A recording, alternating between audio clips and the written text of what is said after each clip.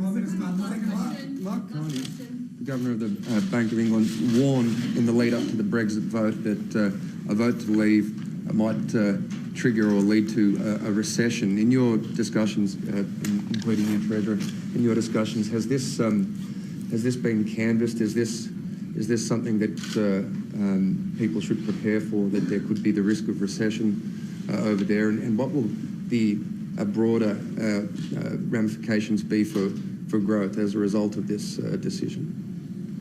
Well, I'll say something briefly and then to pass over to Scott. Look, the global economic recovery is stronger in some places than others. Overall, you would say it is somewhat fragile. So the British decision to leave the European Union is not helpful in terms of the global economic recovery. So it's quite clear.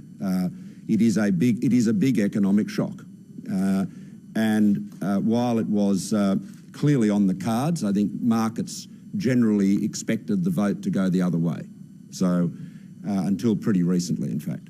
So yes, it does pose a risk to investor confidence. It will increase risk, and so that's why risk assets have been sold off.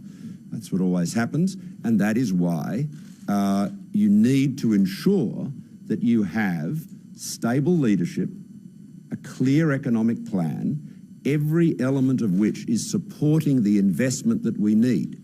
You see, if you have an economic policy, if you can call it that, which is what the Labor Party has, which involves higher taxes on business, higher taxes on investment, that is the last thing you would want to be doing in an environment like this.